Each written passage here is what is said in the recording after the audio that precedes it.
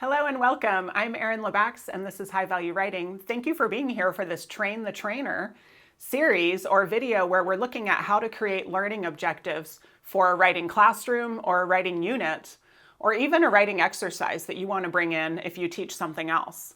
And if you work in learning and development, maybe you're offering a lot of other topics already and some on communication, but you want to bring in writing, we're going to look at how to do that here. So my examples will pertain to professional writing, business writing, strategic writing, but we're also going to talk generally about writing learning objectives. So if you teach something else, I hope this will still be helpful for you. So the main thing to consider with learning objectives is they're verbs. They're led by verbs. What do we want our learners to be able to do? And how do we know if they can do it, right? Are we suggesting verbs that we can measure, that we can see, that there's proof? Oh, look, right there, they did it. That's what we want to do. We want to avoid abstract verbs that are harder to measure or prove.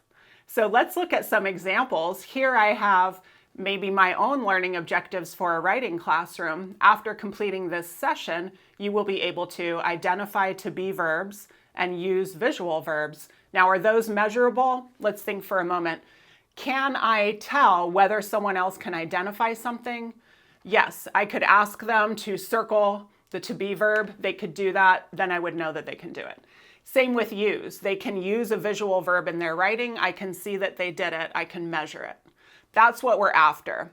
So let's check out this list of verbs and see what you think. Do you feel like these can be demonstrated, measured, proven? We've got understand, consider, apply, realize, calculate, comprehend, write, and differentiate between. So some of these I think are too abstract to be a learning objective because we can't really see whether the learner's doing it. But I think some of these would work. So let's take a look.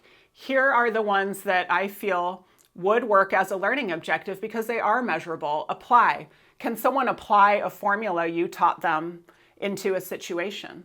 And then you can measure whether they did. Calculate. Can somebody calculate the answer and then tell it to you and you can see their work? Yes. Write. Someone can write a sentence and there it is. Differentiate between, right? They could put things into different columns or in a Venn diagram. We'll be able to get some evidence that they're able to do those actions.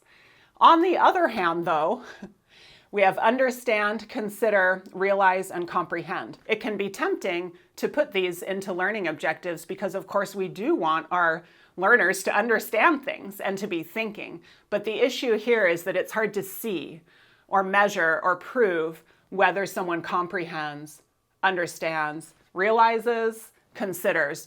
Those are going on inside. It's harder for us to judge that or gauge it or measure it from the outside. So those don't work as well for learning objective verbs. So let's look at a couple examples of how we would do this then. We're going to start with that goal we had for our learners and then think about what verbs and learning objectives might work to help the learners accomplish that goal. So in my classes, I often see, well, people want to write more concisely. So that's what the learners need.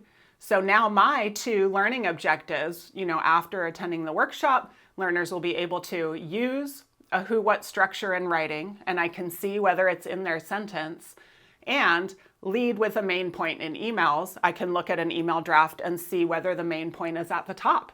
So those work for my learning objectives for the writing classroom. Note though, these are not activities. So another thing to consider when you write your learning objectives, not only are these verbs measurable, but we want these to be actions that a learner is now capable of. It's not the same thing as what activities are we going to do in class. So we're not going to say something like the learner will be able to answer number 1 through 10, right? It's not about the activity we're doing.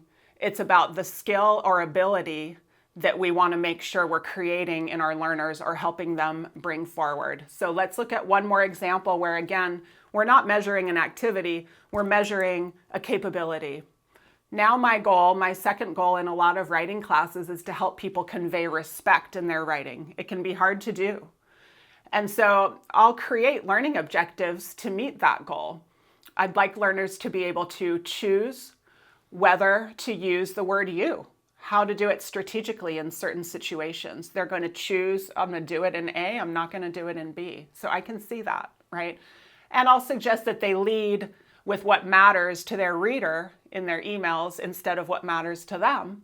Again, I can take a look and see that that's there. So as you work on your learning objectives, remember we started with the goals we have for our learners, and now we're looking at verbs, actions that we can measure to see if we've really gotten our learners where we want to go.